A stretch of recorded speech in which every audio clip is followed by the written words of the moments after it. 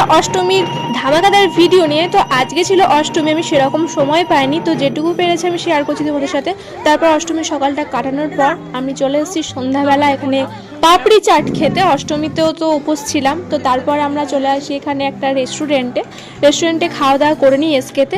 আর এই যে আমার বান্ধবী, যখনই খাবারটা মুখে পড়েছে আমি সঙ্গে সঙ্গে ক্যামেরা নিয়ে হাজির, আর ওখানেই লজ্জা পেয়ে গেছে। কি মিষ্টি লাগছে, গোলুমোলু লাগছে পুরো।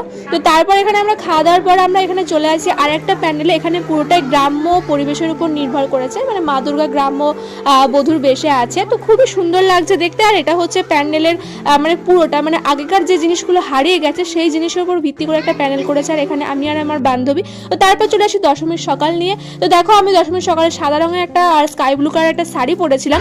তো তারপর এখানে হচ্ছে সিঁদুর খেলার মানে ব্যাপার চলে আসে এখানে একটা। তো তারপর এখানে সবাই ছিল, সবাই শাড়ি পরেছিল। আর এটা আমাদের পাড়ার দুর্গা ঠাকুর। যাই হোক, তো এখানে খুব মজা হচ্ছে, আমরা এখানে সবাই ছিলাম। তো দিনটা সকাল থেকে বৃষ্টি শুরু হলেও মানে মাঝে বৃষ্টি থেমে গিয়েছিল, তো খুবই ভালো লাগছিল, সবাই ছিল, নাচ গান চলছে। তো গাইস, আমাদের বলতে গেলে দশমী অষ্টমী এরকমভাবেই কাটে, সত্যি বলতে খুব ভালোভাবেই কেটেছে। আর নবমীর দিনটাও আমি আশা করি শেয়ার করব তোমাদের সাথে।